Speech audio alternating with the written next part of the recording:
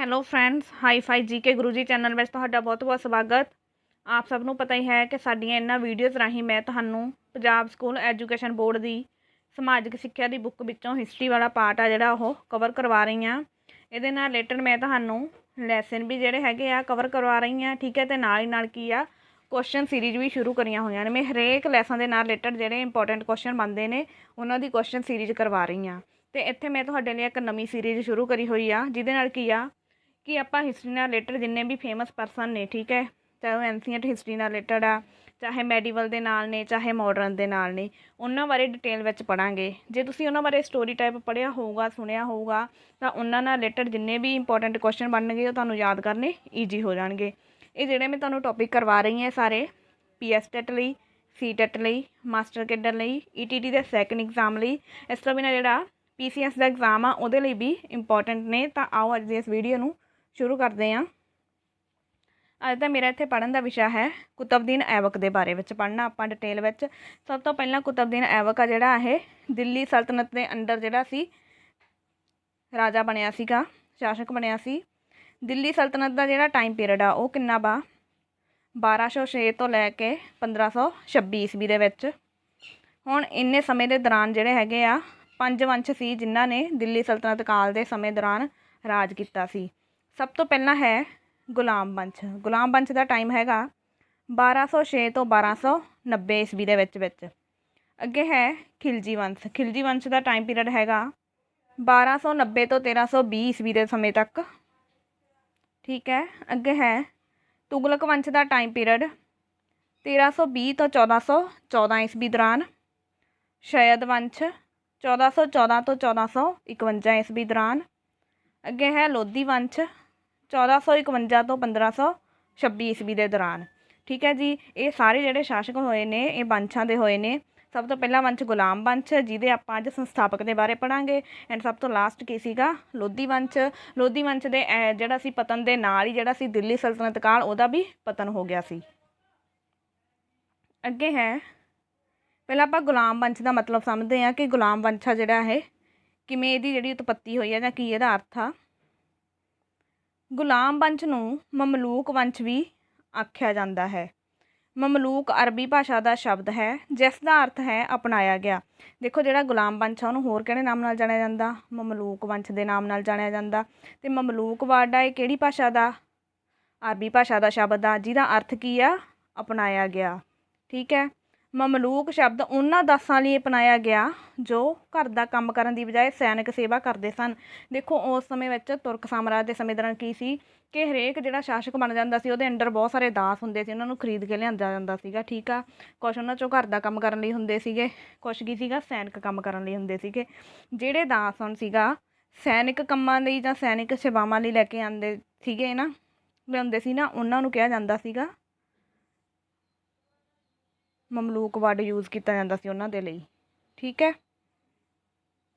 ਅੱਗੇ ਹੈ ਗੁਲਾਮ ਵੰਸ਼ ਦੇ ਹੋਰ ਨਾਂ। ਇੱਕ ਨਾਂ ਤਾਂ ਆਪਾਂ ਪੜ੍ਹ ਕੇ ਹਟੇ ਹਾਂ ਗੁਲਾਮ ਵੰਸ਼ ਦਾ, ਠੀਕ ਹੈ। ਇਹ ਤੋਂ ਬਿਨਾਂ ਮਮਲੂਕ, ਦਾਸ ਵੰਸ਼, ਇਹ ਤੋਂ ਬਿਨਾਂ ਹੋਰ ਨਾਮ ਆ ਇਹਦਾ ਇਲਬਰੀ ਆ, ਠੀਕ ਆ। ਇਹ 3 ਨਾਮ ਤੁਸੀਂ ਯਾਦ ਰੱਖਣੇ ਆ। ਗੁਲਾਮ ਵੰਸ਼ ਨੂੰ ਇਹਨਾਂ 3 ਨਾਮਾਂ ਨਾਲ ਵੀ ਜਾਣਿਆ ਜਾਂਦਾ। ਅੱਗੇ ਹੈ ਗੁਲਾਮ ਵੰਸ਼ ਦੇ ਸ਼ਾਸਕ। ਹੁਣ ਗੁਲਾਮ ਵੰਸ਼ ਦੇ ਅੰਡਰ ਕਿਹੜੇ ਕਿਹੜੇ ਸ਼ਾਸਕ ਹੋਏ ਆ। ਸਭ ਤੋਂ ਪਹਿਲਾਂ ਹੈ ਕੁਤਬਦੀਨ ਐਬਕ, ਜਿਹੜਾ 1206 ਤੋਂ 1210 ਈਸਵੀ ਦੇ ਵਿੱਚ ਹੋਇਆ। ਇਹਨੂੰ ਸੰਸਥਾਪਕ ਕਿਹਾ ਜਾਂਦਾ ਗੁਲਾਮ ਵੰਸ਼ ਦਾ, ਠੀਕ ਹੈ ਜੀ। ਅੱਗੇ ਹੈ ਇਲਤੁਤਮਿਸ। ਇਹਨੇ 1210 ਤੋਂ ਲੈ ਕੇ 1236 ਈਸਵੀ ਤੱਕ ਰਾਜ ਕੀਤਾ। ਅੱਗੇ ਹੈ ਇਲਤੁਤਮਿਸ ਦੀ ਪੁੱਤਰੀ ਰਜ਼ੀਆ ਸੁਲਤਾਨਾ। ਇਹਨੇ 1236 ਤੋਂ ਲੈ ਕੇ 1240 ਈਸਵੀ ਤੱਕ ਰਾਜ ਕੀਤਾ। ਅੱਗੇ ਹੈ ਮੁਈਜ਼ੁਦੀਨ ਬਹਿਰਾਮ ਸ਼ਾਹ। ਇਹਨੇ 1240 ਤੋਂ 1242 ਈਸਵੀ ਤੱਕ ਰਾਜ ਕੀਤਾ। ਅੱਗੇ ਹੈ ਅਲਾਉਦੀਨ ਮਸੂਦ ਸ਼ਾਹ। ਇਹਨੇ 1242 ਤੋਂ 1246 ਈਸਵੀ ਤੱਕ ਰਾਜ ਕੀਤਾ। ਅੱਗੇ ਹੈ ਨਸੀਰੁਦੀਨ ਮਹਿਮੂਦ। ਇਹਨੇ 1246 ਤੋਂ 1265 ਈਸਵੀ ਤੱਕ ਰਾਜ ਕੀਤਾ। ਲਾਸਟ ਜਿਹੜਾ ਹੈ ਬਲਬਨ, ਇਹਨੇ 1265 ਤੋਂ 1287 ਈਸਵੀ ਤੱਕ ਰਾਜ ਕੀਤਾ। ਬਟ ਕੀ ਸੀਗਾ ਕਿ ਇਹ ਤੋਂ ਆਪਾਂ 90 ਤੱਕ ਪੜ੍ਹਿਆ ਨਾ ਕਿ ਗੁਲਾਮ ਵੰਸ਼ 90 ਤੱਕ ਚੱਲਿਆ ਸੀਗਾ। ਇਹ ਤੋਂ ਬਾਅਦ ਹੋਰ ਵੀ ਜਿਹੜੇ ਸੀਗੇ ਆਪਾਂ ਜਿਵੇਂ ਕਹਦੇ ਕਮਜ਼ੋਰ ਸ਼ਾਸਕ ਸੀਗੇ ਉਹਨਾਂ ਨੇ ਰਾਜ ਕੀਤਾ ਸੀ, ਜਿਨ੍ਹਾਂ ਦੇ ਕਾਰਨ ਸੀ ਕਿ ਬਲਬਨ ਤੋਂ ਬਾਅਦ ਗੁਲਾਮ ਵੰਸ਼ ਦਾ ਜਿਹੜਾ ਸੀ ਪਤਨ ਹੋ ਗਿਆ ਸੀ। ਆਪਾਂ ਇੱਥੇ ਜਿਹੜਾ ਟੌਪਿਕ ਆ ਡਿਸਕਸ ਕਰਨਾ ਕੁਤਬਦੀਨ ਐਬਕ ਦੇ ਬਾਰੇ ਉਹਨੇ 1206 ਤੋਂ 1210 ਤੱਕ ਰਾਜ ਕੀਤਾ ਜਿਹੜਾ ਸੀ। ਉਹਦੀ ਤਸਵੀਰ ਦਿੱਤੀ ਹੋਈ ਹੈ ਤੁਹਾਨੂੰ। ਸਭ ਤੋਂ ਪਹਿਲਾ ਫੈਕਟ ਇਹਦੇ ਬਾਰੇ ਹੈ ਕਿ ਗੁਲਾਮ ਵੰਸ਼ ਦਾ ਸੰਸਥਾਪਕ ਕੌਣ ਸੀ? ਕੁਤਬਦੀਨ ਐਬਕ। ਫਿਰ ਹੈ ਦਿੱਲੀ ਦਾ ਪਹਿਲਾ ਤੁਰਕ ਮੁਸਲਿਮ ਕੌਣ ਸੀ? ਕੁਤਬਦੀਨ ਐਬਕ ਦਿੱਲੀ ਦਾ ਪਹਿਲਾ ਤੁਰਕ ਮੁਸਲਿਮ ਸ਼ਾਸਕ ਸੀਗਾ। ਅੱਗੇ ਹੈ ਕਿ ਕੁਤਬਦੀਨ ਐਬਕ ਆ ਜਿਹੜਾ, ਇਹਦੀ ਰਾਜਧਾਨੀ ਕਿਹੜੀ ਸੀ? ਲਾਹੌਰ। ਅੱਗੇ ਹੈ ਕੁਤਬਦੀਨ ਐਬਕ ਕੁਤਬੀ ਜਨਜਾਤੀ ਦਾ ਤੁਰਕ ਸੀ। ਹਾਂਜੀ, ਕਿਹੜੀ ਜਨਜਾਤੀ ਦਾ ਸੀ ਉਹ? ਕੁਤਬੀ ਜਨਜਾਤੀ ਦਾ ਸੀਗਾ ਕੁਤਬਦੀਨ ਐਬਕ। ਮੂਲ ਰੂਪ ਵਿੱਚ ਤੁਰਕਿਸਤਾਨ ਦਾ ਨਿਵਾਸੀ ਸੀ। ਮੂਲ ਰੂਪ ਵਿੱਚ ਕਿੱਥੋਂ ਦਾ ਨਿਵਾਸੀ ਸੀ? ਤੁਰਕਿਸਤਾਨ ਦਾ। ਤੁਰਕੀ ਸ਼ਬਦ ਆ ਜਿਹੜਾ, ਉਹਦੇ ਵਿੱਚ ਐਬਕ ਦਾ ਅਰਥ ਕੀ ਆ? ਤੁਰਕੀ ਸ਼ਬਦ ਐਬਕ ਆ ਜਿਹੜਾ, ਇਹ ਤੁਰਕੀ ਭਾਸ਼ਾ ਦਾ ਇੱਕ ਸ਼ਬਦ ਆ। ਠੀਕ ਹੈ, ਇਹਦਾ ਅਰਥ ਹੈਗਾ ਚੰਦਰਮਾ ਦਾ ਦੇਵਤਾ। ਹੁਣ ਦੇਖੋ, ਹੈ ਤਾਂ ਸੀਗਾ ਉਹ ਤੁਰਕਿਸਤਾਨ ਦਾ, ਫਿਰ ਉਹ ਦਿੱਲੀ ਤੱਕ ਜਿਹੜਾ ਸੀ, ਦਿੱਲੀ ਸਲਤਨਤ ਕਾਲ ਤੱਕ ਕਿਵੇਂ ਪਹੁੰਚਿਆ ਇਹ ਦੇਖਦੇ ਆਪਾਂ। ਤੁਰਕਿਸਤਾਨ ਦਾ ਸੀਗਾ ਉਹ ਵਾਸੀ ਸੀਗਾ ਮੇਨ। ਠੀਕ ਆ, ਉੱਥੋਂ ਕੀ ਸੀ ਕਿ ਆਪਣੇ ਮਾਤਾ ਪਿਤਾ ਤੋਂ ਜਿਹੜਾ ਸੀ ਅਲੱਗ ਹੋ ਗਿਆ ਸੀ, ਅਤੇ ਉਹਨੂੰ ਕੀ ਸੀਗਾ ਕਿ ਨਿਸਾਪੁਰ ਦੇ ਦਾਸ ਬਾਜ਼ਾਰ ਵਿੱਚ ਲਿਆਂਦਾ ਗਿਆ ਸੀ, ਜਿੱਥੇ ਕਾਜੀ ਫਖਰੋਦੀਨ ਜਿਹੜਾ ਸੀ ਉਹਨੇ ਖਰੀਦ ਲਿਆ ਸੀਗਾ ਉਹਨੂੰ। ਅੱਗੇ ਦਿੱਤਾ ਹੋਇਆ ਨਾ, ਦੇਖੋ, ਬਚਪਨ ਵਿੱਚ ਉਸਨੂੰ ਨਿਸ਼ਾਪੁਰ ਦੇ ਇੱਕ ਕਾਜੀ ਫਖਰੋਦੀਨ ਅਬਦੁਲ ਅਜੀਜ਼ ਕੁਕੀ ਨੇ ਇੱਕ ਦਾਸ ਦੇ ਰੂਪ ਵਿੱਚ ਖਰੀਦਿਆ ਸੀਗਾ। ਠੀਕ ਆ, ਕਾਜੀ ਜਿਹੜਾ ਫਖਰੋਦੀਨ ਸੀਗਾ ਉਹਨੇ ਉਹਦੀ ਉਚਿਤ ਦੇਖਭਾਲ ਕੀਤੀ ਸੀ। ਕਿਉਂ? ਦੇਖੋ, ਉਹ ਇੱਕ ਕਾਜੀ ਬੰਦਾ ਸੀਗਾ। ਠੀਕ ਆ, ਧਾਰਮਿਕ ਵਿਚਾਰਾਂ ਵਾਲਾ ਬੰਦਾ ਸੀਗਾ, ਨੇਕ ਅਤੇ ਦਿਆਲੂ ਸੀਗਾ, ਅਤੇ ਉਹਨੇ ਕੀ ਕੀਤਾ ਕਿ ਕੁਤਬਦੀਨ ਐਬਕ ਜਿਹੜਾ ਸੀ ਉਹਦੇ ਨਾਲ ਬਹੁਤ ਚੰਗਾ ਸਲੂਕ ਕੀਤਾ ਅਤੇ ਉਹਨੂੰ ਆਪਣੇ ਪੁੱਤਰਾਂ ਦੀ ਤਰ੍ਹਾਂ ਰੱਖਿਆ। ਜਿਵੇਂ ਜਿਹੜੀ ਐਜੂਕੇਸ਼ਨ ਉਹਨੇ ਆਪਣੇ ਪੁੱਤਰਾਂ ਨੂੰ ਦਵਾਈ, ਉਹੀ ਕੁਤਬਦੀਨ ਐਬਕ ਨੂੰ ਵੀ ਦਵਾਈ। ਅੱਗੇ ਕੰਟੀਨਿਊ ਕਰਦੇ ਹਾਂ। ਕਾਜੀ ਨੇ ਇਸ ਦੀ ਦੇਖਭਾਲ ਉਚਿਤ ਢੰਗ ਨਾਲ ਕੀਤੀ ਅਤੇ ਸਿੱਖਿਆਵਾਂ ਨਾਲ ਪੂਰਨ ਕਰਵਾਇਆ। ਉਸਨੇ ਬਹੁਤ ਚੰਗੇ ਢੰਗ ਨਾਲ ਸੁਰੀਲੀ ਆਵਾਜ਼ ਵਿੱਚ ਕੁਰਾਨ ਪੜ੍ਹਨਾ ਸਿੱਖ ਲਿਆ ਅਤੇ ਉਹ ਕੁਰਾਨ ਖਵਾਨ ਦੇ ਨਾਂ ਨਾਲ ਮਸ਼ਹੂਰ ਹੋ ਗਿਆ। ਹੁਣ ਜਿਹੜਾ ਕੁਤਬਦੀਨ ਐਬਕ ਸੀ, ਉਹਦੀ ਨਾ ਆਵਾਜ਼ ਬਹੁਤ ਸੁਰੀਲੀ ਸੀਗੀ, ਅਤੇ ਉਹਨੇ ਜਿਹੜਾ ਸੀ ਸਾਰਾ ਕੁਰਾਨ ਪੜ੍ਹਨਾ ਸਿੱਖ ਲਿਆ ਸੀ ਸੁਰੀਲੀ ਆਵਾਜ਼ ਦੇ ਵਿੱਚ। ਤਾਂ ਕਰਕੇ ਉਹਨੂੰ ਇੱਕ ਨਾਮ ਦਿੱਤਾ ਗਿਆ, ਕਾਹਦਾ? ਕੁਰਾਨ ਖਵਾਨ ਦਾ। ਕਿਉਂ ਦਿੱਤਾ ਗਿਆ, ਮੈਂ ਤੁਹਾਨੂੰ ਇਹ ਵੀ ਰੀਜ਼ਨ ਨਾਲ ਦੱਸਤਾ। ਅੱਗੇ ਹੈ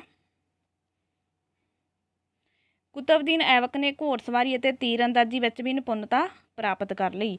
ਹੁਣ ਕੀ ਸੀਗਾ ਕਿ ਜਿਹੜਾ ਕਾਜੀ ਫਖਰੋਦੀਨ, ਠੀਕ ਆ, ਜਿਹੜਾ ਉਹਨੂੰ ਲੈ ਕੇ ਆਇਆ ਸੀ ਖਰੀਦ ਕੇ, ਉਹਦੀ ਮੌਤ ਹੋ ਗਈ। ਉਹਦੀ ਮੌਤ ਹੋਣ ਤੋਂ ਬਾਅਦ ਜਦੋਂ ਉਹਦੇ ਪੁੱਤਰ ਮਤਲਬ ਇਹ ਦੇਖਦੇ ਸੀ ਵੀ ਇਹ ਕੁਰਾਨ ਵੀ ਕਿੰਨਾ ਵਧੀਆ ਪੜ੍ਹਦਾ ਵਾ, ਠੀਕ ਆ, ਅਤੇ ਇਹਨੂੰ ਸੈਨਿਕ ਕਾਰਨਾਮੇ ਜਿਹੜੇ ਉਹ ਵੀ ਸਾਰੇ ਹੁੰਦੇ ਆ, ਅਤੇ ਉਹ ਉਹਦੇ ਨਾਲ ਕੁਤਬਦੀਨ ਐਬਕ ਦੇ ਨਾਲ ਈਰਖਾ ਕਰਨ ਲੱਗ ਗਏ, ਅਤੇ ਈਰਖਾ ਕਰਦੇ ਕਰਕੇ ਉਹਨਾਂ ਨੇ ਉਹਨੂੰ ਇੱਕ ਵਪਾਰੀ ਦੇ ਪਾਸ ਵੇਚਤਾ, ਅਤੇ ਉਹ ਵਪਾਰੀ ਜਿਹੜਾ ਸੀਗਾ ਉਹ ਕੁਤਬਦੀਨ ਨੂੰ ਲੈ ਕੇ ਗਜ਼ਨੀ ਆ ਗਿਆ, ਅਤੇ ਜਿੱਥੇ ਉਹਨੂੰ ਕੀ ਸੀਗਾ ਮੁਹੰਮਦ ਗੌਰੀ ਨੇ ਖਰੀਦ ਲਿਆ ਸੀ। ਠੀਕ ਆ, ਵਪਾਰੀ ਨਿਸ਼ਾਪੁਰ ਤੋਂ ਉਹਨੂੰ ਲੈ ਕੇ ਗਜ਼ਨੀ ਆ ਗਿਆ ਸੀ, ਅਤੇ ਜਿੱਥੇ ਉਹਨੂੰ ਮੁਹੰਮਦ ਗੌਰੀ ਨੇ ਖਰੀਦ ਲਿਆ ਸੀਗਾ। ਅੱਗੇ ਹੈ ਹੁਣ ਜਦੋਂ ਮੁਹੰਮਦ ਗੌਰੀ ਨੇ ਉਹਨੂੰ ਖਰੀਦ ਲਿਆ ਤਾਂ ਉਹਨੇ ਉਹਦੇ ਰਾਜ ਵਿੱਚ ਵੀ ਆ ਕੇ ਪੂਰੀ ਆਪਦੀ ਯੋਗਤਾ ਦੇ ਨਾਲ, ਲਗਨ ਦੇ ਨਾਲ, ਦਿਆਲਤਾ ਨਾਲ, ਠੀਕ ਆ, ਅਤਿਅੰਤ ਜਿਹੜੇ ਸੀਗੇ ਕੰਮ ਕੀਤੇ ਸੀਗੇ। ਇੱਕ ਰਾਤ ਕੀ ਹੋਇਆ ਵੀ ਜਿਹੜਾ ਮੁਹੰਮਦ ਗੌਰੀ ਸੀ ਨਾ, ਉਹਨੇ ਜਸ਼ਨ ਕਰਦੇ ਕਰਦੇ ਆਪਣਾ ਕੋਈ ਮਤਲਬ ਇੱਦਾਂ ਫੰਕਸ਼ਨ ਕੀਤਾ ਹੋਇਆ ਸੀ ਸੈਲੀਬ੍ਰੇਟ, ਸਾਰੇ ਜਿਹੜੇ ਦਾਸ ਸੀਗੇ ਉਹਨਾਂ ਨੂੰ ਗਿਫਟ ਦਿੱਤੇ ਸੀਗੇ। ਕੁਤਬਦੀਨ ਐਬਕ ਨੂੰ ਜਿਹੜੇ ਉਹਨੇ ਗਿਫਟ ਜਿਹੜੀਆਂ ਸੌਗਾਤਾਂ ਦਿੱਤੀਆਂ ਸੀ ਨਾ, ਉਹਨੇ ਉੱਥੇ ਤੁਰੰਤ ਹੀ ਜਿਹੜੇ ਸ਼ਾਹੀ ਨੌਕਰ ਸੀਗੇ ਉਹਦੇ, ਉਹਨਾਂ 'ਚ ਵੰਡਤੀਆਂ। ਮੁਹੰਮਦ ਗੌਰੀ ਨੇ ਦੇਖਿਆ ਵੀ ਇਹ ਕਿੰਨਾ ਜਿਹੜਾ ਹੈਗਾ ਖੁੱਲ੍ਹੇ ਦਿਲ ਵਾਲਾ ਬੰਦਾ ਵਾ, ਤਾਂ ਉਹਨੇ ਕੀ ਆ ਕਿ ਕੁਤਬਦੀਨ ਦੀ ਤਰੱਕੀ ਕਰ ਦਿੱਤੀ, ਅਤੇ ਉਹਨੂੰ ਕੀ ਬਣਾਤਾ? ਅਮੀਰ ਅਖੂਰ ਬਣਾ ਦਿੱਤਾ, ਜਿਹਦਾ ਮਤਲਬ ਹੈਗਾ ਅਸਤਬਲ ਦਾ ਪ੍ਰਧਾਨ ਜਾਂ ਮੁਖੀ। ਠੀਕ ਆ, ਅਸਤਬਲ ਉਹ ਥਾਂ ਹੁੰਦੀ ਆ ਜਿੱਥੇ ਘੋੜੇ ਰੱਖੇ ਜਾਂਦੇ ਆ। ਅੱਗੇ ਕੰਟੀਨਿਊ ਕਰਦੇ ਹਾਂ। ਕੁਤਬਦੀਨ ਨੂੰ ਭਾਰਤ ਵਿੱਚ ਤੁਰਕੀ ਸਾਮਰਾਜ ਦਾ ਸੰਸਥਾਪਕ ਮੰਨਿਆ ਜਾਂਦਾ ਵਾ। ਦੇਖੋ ਹੁਣ ਇਹਨੂੰ ਜਿਹੜਾ ਤੁਰਕੀ ਸਾਮਰਾਜ ਦਾ ਸੰਸਥਾਪਕ ਕਿਵੇਂ ਮੰਨਿਆ ਜਾਂਦਾ? ਪਹਿਲਾਂ ਜਿਹੜਾ ਮੁਹੰਮਦ ਗੌਰੀ ਸੀਗਾ, ਠੀਕ ਆ, ਉਹਦੇ ਕੋਲ 1 ਲੱਖ ਤੋਂ ਵੱਧ ਦਾਸ ਸੀਗੇ, ਪਰ ਜਿਹੜਾ ਮੁਹੰਮਦ ਗੌਰੀ ਸੀਗਾ ਉਹਦੇ 3 ਜਿਹੜੇ ਮਸ਼ਹੂਰ ਦਾਸ ਸੀਗੇ, ਉਹ ਕਿਹੜੇ ਕਿਹੜੇ ਸੀਗੇ ਜਿਨ੍ਹਾਂ ਨੂੰ ਜ਼ਿਆਦਾ ਆਪਦੇ ਕਰੀਬ ਰੱਖਦਾ ਸੀ? ਕੁਤਬਦੀਨ, ਠੀਕ ਹੈ, ਦੂਜਾ ਨਸੀਰੂਦੀਨ ਕਵਾਚਾ,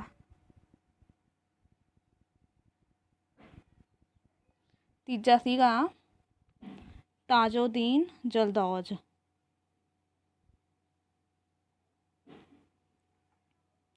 ਇਹ ਤਿੰਨੇ ਜਿਹੜੇ ਸੀਗੇ ਉਹਦੇ ਦਰਬਾਰ ਦੇ ਫੇਮਸ ਜਿਹੜੇ ਸੀਗੇ ਦਾਸ ਸੀਗੇ। ਹੁਣ ਕੀ ਕੀਤਾ ਕਿ ਜਦੋਂ ਮੁਹੰਮਦ ਗੌਰੀ ਦੀ ਮੌਤ ਹੋਈ, ਠੀਕ ਆ, ਉਹ ਤੋਂ ਬਾਅਦ ਲਾਹੌਰ ਦੇ ਵਸ਼ਿਸ਼ਟ ਜਨਾਂ ਅਤੇ ਅਮੀਰਾਂ ਦੇ ਸੱਦੇ 'ਤੇ ਉੱਥੇ ਪਹੁੰਚ ਕੇ ਕੁਤਬਦੀਨ ਐਬਕ ਨੇ ਸ਼ਾਸਨ ਸੱਤਾ ਜਿਹੜੀ ਸੀ ਆਪਣੇ ਹੱਥਾਂ ਵਿੱਚ ਲੈ ਲਈ ਸੀਗੀ। ਉਹਨੇ ਕਿਉਂ ਲਈ? ਕਿਉਂਕਿ ਜਿਹੜੇ ਉੱਥੇ ਦੇ ਅਮੀਰ ਸੀਗੇ ਜਾਂ ਵਸ਼ਿਸ਼ਟ ਜਨ ਸੀਗੇ, ਉਹਨਾਂ ਨੇ ਉਹਨੂੰ ਸੱਦਾ ਦਿੱਤਾ ਸੀਗਾ ਸੱਤਾ ਸੰਭਾਲਣ ਦਾ। ਕਿਉਂਕਿ ਜਿਹੜੇ ਦੋ ਉਹਦੇ ਨਾਲ ਦੇ ਹੋਰ ਸੀਗੇ, ਠੀਕ ਹੈ, ਕਿਹੜੇ ਨਸੀਰੁਦੀਨ ਕਵਾਚਾ ਅਤੇ ਤਾਜੁਦੀਨ ਜਲਦੌਜ, ਉਹ ਦੋਨੇ ਕੀ ਸੀ ਕਿ ਉਹਨਾਂ ਨੇ ਮੁਹੰਮਦ ਗੌਰੀ ਦੀ ਮੌਤ ਤੋਂ ਬਾਅਦ ਆਪਣੇ ਆਪ ਨੂੰ ਸੁਤੰਤਰ ਘੋਸ਼ਿਤ ਕਰਨਾ ਸ਼ੁਰੂ ਕਰ ਦਿੱਤਾ ਸੀਗਾ, ਅਤੇ ਐਬਕ ਜਿਹੜਾ ਸੀਗਾ ਇਹ ਹਮੇਸ਼ਾ ਉਹਦਾ ਵਫਾਦਾਰ ਰਿਹਾ ਸੀਗਾ। ਇਹਦੇ ਕਰਕੇ ਕੀ ਸੀਗਾ ਕਿ ਨਸੀਰੁਦੀਨ ਕਵਾਚਾ ਜਿਹੜਾ ਸੀਗਾ ਅਤੇ ਤਾਜੁਦੀਨ ਜਲਦੌਜ ਸੀ, ਉਹ ਦੋਨੇ ਜਾਣੇ ਕੁਤਬਦੀਨ ਐਬਕ ਦੇ ਨਾਲ ਵੀ ਜੈਲਸੀ ਕਰਦੇ ਸੀਗੇ, ਅਤੇ ਇਹਨਾਂ ਦੋਨਾਂ ਦੇ ਡਰ ਤੋਂ ਜਿਹੜਾ ਸੀ ਉਹਨੇ ਆਪਣੀ ਰਾਜਧਾਨੀ ਲਾਹੌਰ ਬਣਾ ਕੇ ਰੱਖੀ ਹੋਈ ਸੀਗੀ, ਦਿੱਲੀ ਨਹੀਂ ਉਹ ਜਾਂਦਾ ਸੀਗਾ। ਅੱਗੇ ਹੈ 25 ਜੂਨ 1206 ਈਸਵੀ ਦੇ ਵਿੱਚ ਜਿਹੜਾ ਸੀ ਦਿੱਲੀ ਦੀ ਗੱਦੀ 'ਤੇ ਬੈਠਾ ਸੀ ਕੁਤਬਦੀਨ ਐਬਕ। ਕੁਤਬਦੀਨ ਐਬਕ ਨੇ ਕਦੇ ਸੁਲਤਾਨ ਦੀ ਉਪਾਧੀ ਨਹੀਂ ਧਾਰਨ ਕੀਤੀ ਸੀ। ਦੇਖੋ, ਇੱਕ ਗੁਲਾਮ ਸੀ ਨਾ ਮੁਹੰਮਦ ਗੌਰੀ ਦਾ, ਉਹ ਉਹਦਾ ਵਫਾਦਾਰ ਬਣ ਕੇ ਉਹਦਾ ਗੁਲਾਮ ਬਣ ਕੇ ਹੀ ਰਹਿਣਾ ਚਾਹੁੰਦਾ ਸੀਗਾ, ਠੀਕ ਹੈ, ਉਹਨੇ ਸੁਲਤਾਨ ਦੀ ਉਪਾਧੀ ਧਾਰਨ ਨਹੀਂ ਕੀਤੀ ਸੀਗੀ। ਇਸ ਨੇ ਮਲਿਕ ਅਤੇ ਸਿਪਾਹਸਲਾਰ ਦੀ ਉਪਾਧੀ ਧਾਰਨ ਕੀਤੀ। ਕਿਹੜੀਆਂ ਨੇ ਦੋ ਉਪਾਧੀਆਂ ਧਾਰਨ ਕੀਤੀਆਂ? ਮਲਿਕ ਅਤੇ ਸਿਪਾਹਸਲਾਰ ਦੀ। ਅੱਗੇ ਕੰਟੀਨਿਊ ਕਰਦੇ ਹਾਂ। ਗੌਰੀ ਦੇ ਵੱਡੇ ਭਰਾ ਗਿਆਸੁਦੀਨ ਮਹਿਮੂਦ ਤੋਂ, ਠੀਕ ਹੈ, ਵੱਡਾ ਭਰਾ ਮੈਂ ਮੂਹਰੇ ਇੱਥੋਂ ਕੱਟਣ ਲੱਗੀ, ਤੁਸੀਂ ਗਿਆਸੁਦੀਨ ਮਹਿਮੂਦ ਦਾ ਨਾਮ ਆ ਜਿਹੜਾ ਇਹ ਯਾਦ ਰੱਖਣਾ ਕਿ ਗਿਆਸੁਦੀਨ ਮਹਿਮੂਦ ਤੋਂ ਉਹਨੇ ਮੁਕਤੀ ਪੱਤਰ ਜਿਹੜਾ ਸੀ ਪ੍ਰਾਪਤ ਕਰਕੇ 1208 ਈਸਵੀ ਵਿੱਚ ਉਹਨੂੰ ਗੁਲਾਮੀ ਤੋਂ ਮੁਕਤੀ ਮਿਲ ਗਈ ਸੀਗੀ। ਅੱਗੇ ਹੈ ਆਪਣੀ ਉਦਾਰਤਾ ਦੇ ਕਾਰਨ ਕੁਤਬਦੀਨ ਬਹੁਤ ਦਾਨ ਕਰਦਾ ਸੀ, ਇਸ ਲਈ ਇਸ ਨੂੰ ਹਾਤਿਮ ਤਾਈ ਅਤੇ ਲਾਖ ਬਖਸ਼ ਦੇ ਨਾਮ ਨਾਲ ਵੀ ਜਾਣਿਆ ਜਾਂਦਾ ਸੀ। ਲਾਖ ਬਖਸ਼ ਕਿਉਂ ਕਿਹਾ ਜਾਂਦਾ ਸੀ? ਕਿਉਂਕਿ ਲੱਖਾਂ ਨੂੰ ਦਾਨ ਦੇਣ ਵਾਲਾ ਵੀ ਕਿਹਾ ਜਾਂਦਾ ਸੀਗਾ ਉਹਨੂੰ। ਅੱਗੇ ਹੈ ਕੁਤਬਦੀਨ ਦੇ ਜਿਹੜੇ ਸੀਗੇ ਤਤਕਾਲੀ ਵਿਦਵਾਨ, ਉਹ ਕੌਣ ਸੀ? ਸਭ ਤੋਂ ਪਹਿਲਾਂ ਹੈਗਾ ਹਸਨ ਨਿਜ਼ਾਮੀ, ਇਹਨੇ ਲਿਖਿਆ ਤਾਜੁਲ ਮਾਸਿਰ। ਸੈਕਿੰਡ ਸੀਗਾ ਫਖਰ ਏ ਮੁਦੱਬਿਰ, ਇਹਨੇ ਲਿਖਿਆ ਤਾਰੀਖ ਏ ਮੁਬਾਰਕ ਸ਼ਾਹੀ। ਇਹ ਦੋਨੇ ਯਾਦ ਰੱਖਣੇ ਇੰਪੋਰਟੈਂਟ ਆ। ਫਿਰ ਹੈ ਜਦੋਂ ਤਰਾਇਨ ਦੀ ਦੂਜੀ ਲੜਾਈ ਹੋਈ, ਤਰਾਇਨ ਦੀ ਦੂਜੀ ਲੜਾਈ ਦੇ ਵਿੱਚ ਕੀ ਕੀਤਾ ਸੀਗੀ? ਮੁਹੰਮਦ ਗੌਰੀ ਅਤੇ ਪ੍ਰਿਥਵੀ ਰਾਜ ਚੌਹਾਨ ਦੇ ਵਿਚਕਾਰ ਹੋਈ ਸੀਗੀ, ਠੀਕ ਆ, ਦੂਜੀ ਲੜਾਈ ਜਿਹੜੀ ਸੀ। ਪਹਿਲੀ ਵੀ ਇਹਨਾਂ ਦੋਨਾਂ ਦੇ ਵਿਚਕਾਰ ਹੀ ਹੋਈ ਸੀ, ਉਹਦੇ ਵਿੱਚ ਮੁਹੰਮਦ ਗੌਰੀ ਹਾਰ ਗਿਆ ਸੀ। ਇਸ ਲੜਾਈ ਦੇ ਵਿੱਚ ਮੁਹੰਮਦ ਗੌਰੀ ਦੀ ਜਿੱਤ ਹੋਈ ਸੀ ਅਤੇ ਪ੍ਰਿਥਵੀ ਰਾਜ ਚੌਹਾਨ ਮਾਰਿਆ ਗਿਆ ਸੀਗਾ। ਇਹ ਮੈਂ ਤੁਹਾਨੂੰ ਇਹਦੇ ਵਿੱਚ ਪਤਾ ਕਿਉਂ ਪੜ੍ਹਾ ਰਹੀ ਹਾਂ? ਕਿਉਂਕਿ ਜਿਹੜਾ ਕੁਤਬਦੀਨ ਐਬਕ ਸੀ ਉਹ ਇਸ ਲੜਾਈ ਦੇ ਵਿੱਚ ਮੁਹੰਮਦ ਗੌਰੀ ਦਾ ਕੀ ਸੀਗਾ? ਸੈਨਾਪਤੀ ਸੀਗਾ। ਅੱਗੇ ਹੈ ਭਾਰਤ ਦਾ ਪਹਿਲਾ ਮੁਸਲਿਮ ਸ਼ਾਸਕ। ਜਿਹੜਾ ਕੁਤਬਦੀਨ ਐਬਕ ਸੀਗਾ ਉਹਨੂੰ ਤੁਰਕ ਮੁਸਲਿਮ ਸ਼ਾਸਕ ਸੀ, ਠੀਕ ਹੈ, ਕਿਹੜਾ ਸ਼ਾਸਕ ਸੀਗਾ? ਤੁਰਕ ਮੁਸਲਿਮ ਸ਼ਾਸਕ ਸੀਗਾ। ਅੱਗੇ ਹੈ 1193 ਈਸਵੀ ਵਿੱਚ ਦਿੱਲੀ 'ਤੇ ਕਬਜ਼ਾ ਕਰਕੇ ਚੌਹਾਨ ਵੰਸ਼ ਦਾ ਖਾਤਮਾ ਕਰ ਦਿੱਤਾ ਸੀ। ਕਿਹਨੇ? ਕੁਤਬਦੀਨ ਐਬਕ ਜਿਹੜਾ ਸੀਗਾ ਉਹਨੇ 1193 ਈਸਵੀ ਵਿੱਚ ਜਿਹੜੇ ਸੀਗੇ ਚੌਹਾਨ ਵੰਸ਼ ਉਹਦਾ ਅੰਤ ਕਰਤਾ ਸੀਗਾ, ਠੀਕ ਆ। ਅੱਗੇ ਕੰਟੀਨਿਊ ਕਰਦੇ ਹਾਂ। ਕੁਤਬਦੀਨ ਐਬਕ ਨੇ ਗੁਜਰਾਤ ਦੇ ਸ਼ਾਸਕ ਭੀਮਦੇਵ ਦੂਜੇ ਨੂੰ 1198 ਈਸਵੀ ਵਿੱਚ ਹਰਾਇਆ ਸੀ। ਇਹਨੇ ਬਦਲਾ ਲਿਆ ਸੀ ਮੁਹੰਮਦ ਗੌਰੀ ਦਾ, ਕਿਉਂਕਿ ਇਹਨੇ ਕੀ ਸੀਗਾ ਕਿ 1178 ਈਸਵੀ ਵਿੱਚ ਭੀਮਦੇਵ ਦੂਜਾ ਨੇ ਮੁਹੰਮਦ ਗੌਰੀ ਨੂੰ ਹਰਾ ਕੇ ਭੇਜਿਆ ਸੀਗਾ, ਅਤੇ ਉਹਦਾ ਬਦਲਾ ਕੁਤਬਦੀਨ ਐਬਕ ਨੇ 1198 ਈਸਵੀ ਵਿੱਚ ਉਹਨੂੰ ਹਰਾ ਕੇ ਲਿਆ। ਅੱਗੇ ਦੇਖੋ, ਕੁਤਬਦੀਨ ਐਬਕ ਦੇ ਦੋ ਵੱਡੇ ਜਿਹੜੇ ਸੀ ਦੁਸ਼ਮਣ ਦੱਸੇ ਹੋਏ ਆਪਾਂ ਨੂੰ। ਦੁਸ਼ਮਣ ਤੋਂ ਪਹਿਲਾਂ ਇਹ ਕੀ ਸੀ ਕਿ ਕੁਤਬਦੀਨ ਐਬਕ ਹੋ ਗਿਆ, ਨਸੀਰੁਦੀਨ ਕਵਾਚਾ ਹੋ ਗਿਆ, ਤਾਜੁਦੀਨ ਜਲਦੌਜ ਹੋ ਗਿਆ। ਇਹ ਤਿੰਨੇ ਜਿਹੜੇ ਸੀਗੇ ਮੁਹੰਮਦ ਗੌਰੀ ਦੇ ਮੁੱਖ ਦਾਸ ਸੀਗੇ, ਠੀਕ ਹੈ, ਤਾਜੁਦੀਨ ਜਲਦੌਜ, ਨਸੀਰੁਦੀਨ ਕਵਾਚਾ ਐਂਡ ਕੁਤਬਦੀਨ ਐਬਕ। ਕੁਤਬਦੀਨ ਐਬਕ ਜਿਹੜਾ ਸੀਗਾ ਮੁਹੰਮਦ ਗੌਰੀ ਦੇ ਰਾਜ 'ਤੇ ਬੈਠ ਗਿਆ ਸੀਗਾ, ਅਤੇ ਉਹਦੇ ਕਰਕੇ ਇਹ ਦੋਨੇ ਜਿਹੜੇ ਸੀਗੇ ਉਹਦੇ ਨਾਲ ਜੈਲਸ ਕਰਨ ਲੱਗ ਗਏ ਸੀਗੇ। ਫਿਰ ਇਹ ਕਿੱਥੋਂ ਦੇ ਹਾਕਮ ਸੀਗੇ? ਤਾਜੁਦੀਨ ਜਲਦੌਜ ਅਤੇ ਨਸੀਰੁਦੀਨ ਕਵਾਚਾ ਜਿਹੜਾ ਸੀਗਾ ਗਜਨੀ ਦਾ ਸੀਗਾ, ਅਤੇ ਜਿਹੜਾ ਤਾਜੁਦੀਨ ਜਲਦੌਜ ਸੀਗਾ ਇਹ ਮੁਲਤਾਨ ਦਾ ਹਾਕਮ ਸੀਗਾ। ਅੱਗੇ ਹੈ ਖਵਾਜਾ ਕੁਤਬਦੀਨ ਬਖਤਿਆਰ ਕਾਕੀ, ਜਿਹੜਾ ਕੀ ਸੀ ਐਬਕ ਦਾ ਗੁਰੂ ਸੀਗਾ, ਠੀਕ ਆ, ਦੇ ਨਾਂ 'ਤੇ ਕੁਤਬ ਮੀਨਾਰ ਦੀ ਜਿਹੜੀ ਨੀਂਹ ਰੱਖੀ ਗਈ। ਭਾਰਤ ਦੀ ਦੂਜੀ ਉੱਚੀ ਮੀਨਾਰ ਕੁਤਬ ਮੀਨਾਰ ਦੀ ਉਚਾਈ ਹੈ ਜਿਹੜੀ 72.50 ਮੀਟਰ ਆ ਜਾਂ 237.86 ਫੁੱਟ ਹੈ। ਭਾਰਤ ਦੀ ਪਹਿਲੀ ਉੱਚੀ ਮੀਨਾਰ ਆ ਜਿਹੜੀ ਉਹ ਫਤਿਹ ਬੁਰਜ ਆ, ਜਿਹੜੀ ਮੋਹਾਲੀ ਪੰਜਾਬ ਦੇ ਵਿੱਚ ਆ, ਅਤੇ ਇਹਦੀ ਉਚਾਈ ਆ ਜਿਹੜੀ ਉਹ ਕਿੰਨੀ ਆ 338 ਫੁੱਟ ਆ। ਪਹਿਲਾਂ ਜਿਹੜੀ ਕੁਤਬ ਮੀਨਾਰ ਸੀਗੀ ਇਹੀ ਜਿਹੜੀ ਸੀ ਭਾਰਤ ਦੀ ਸਭ ਤੋਂ ਉੱਚੀ ਇਮਾਰਤ ਸੀ, ਪਰ ਹੁਣ ਉਹਦੀ ਜਗ੍ਹਾ ਕਿਹਨੇ ਲੈ ਲਈ? ਫਤਿਹ ਬੁਰਜ ਮੀਨਾਰ ਆ ਜਿਹੜਾ ਉਹਨੇ, ਠੀਕ ਆ। ਜਾਂ ਉਹਦੀ ਆਪਾਂ ਕਹਿ ਸਕਦੇ ਹਾਂ ਉਚਾਈ ਕਿੰਨੀ ਆ 103 ਮੀਟਰ, ਜੋ ਕਿ ਬੰਦਾ ਸਿੰਘ ਬਹਾਦਰ ਦੀ ਜਿਹੜੀ ਹੈਗੀ ਆ ਯਾਦ ਵਿੱਚ ਬਣਾਈ ਗਈ ਆ, ਕਿਉਂਕਿ ਉੱਥੇ ਉਹਨਾਂ ਨੇ ਚੱਪੜਚਿੜੀ ਦਾ ਜਿਹੜਾ ਯੁੱਧ ਲੜਿਆ ਸੀ।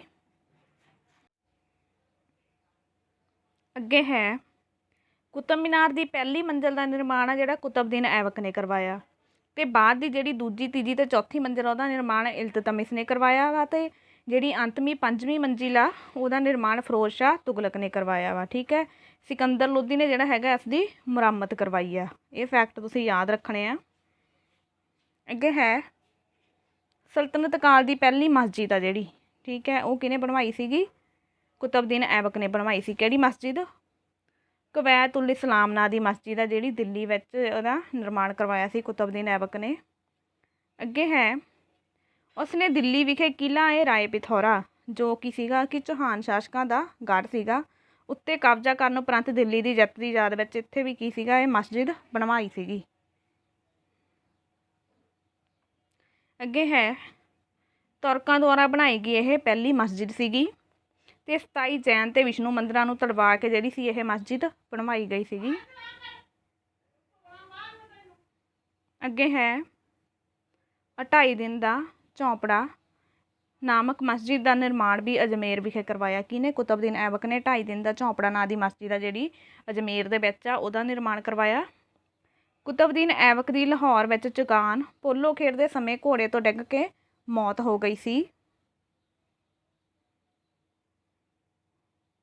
ਕੁਤਬਦੀਨ ਐਬਕ ਨੂੰ ਲੋਕਾਂ ਵੱਲੋਂ ਦਿੱਤੀਆਂ ਗਈਆਂ ਉਪਾਧੀਆਂ ਕਿਹੜੀਆਂ ਸੀ? ਆਪਾਂ ਪਿੱਛੇ ਵੀ ਪੜ੍ਹ ਕੇ ਆਏ ਆ ਇਹ। ਕੁਰਾਨ ਖਾਂ, ਲਾਖ ਬਖਸ਼, ਹਾਤਿਮ ਦੂਜਾ। ਅੱਗੇ ਹੈ ਤਾਜੁਦੀਨ ਜਲਦੌਜ।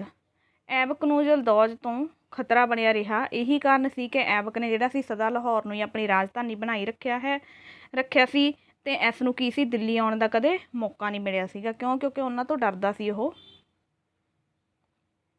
ਅੱਗੇ ਹੈ ਨਸੀਰੂਦੀਨ ਕਵਾਚਾ।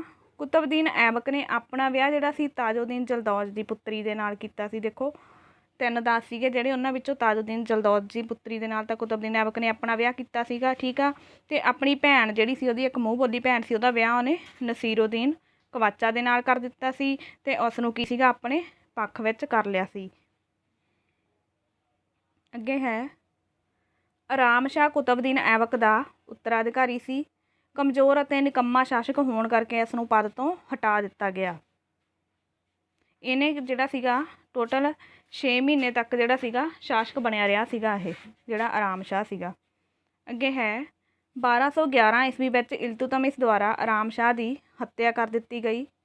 ਇਲਤੁਤਮਿਸ ਕੁਤਬਦੀਨ ਦਾ ਦਮਾਦ ਸੀ, ਜੋ ਕਿ ਸੀ ਬਾਅਦ ਵਿੱਚ ਉਸ ਦਾ ਉੱਤਰਾਧਿਕਾਰੀ ਬਣਿਆ। ਇਸ ਦੇ ਨਾਲ ਹੀ ਮੇਰਾ ਅੱਜ ਦਾ ਇਹ ਟੌਪਿਕ ਆ ਜਿਹੜਾ ਖਤਮ ਹੁੰਦਾ। ਆਈ ਹੋਪ ਕਿ ਤੁਹਾਨੂੰ ਇਹ ਵੀਡੀਓ ਪਸੰਦ ਆਈ ਹੋਊਗੀ। ਇਸ ਨੂੰ ਲਾਈਕ ਕਰੋ, ਸ਼ੇਅਰ ਕਰੋ, ਅਤੇ ਇਸ ਤਰ੍ਹਾਂ ਦੀਆਂ ਹੋਰ ਵੀਡੀਓਜ਼ ਦੇਖਣ ਲਈ ਸਾਡੇ ਚੈਨਲ ਨੂੰ ਸਬਸਕ੍ਰਾਈਬ ਕਰੋ।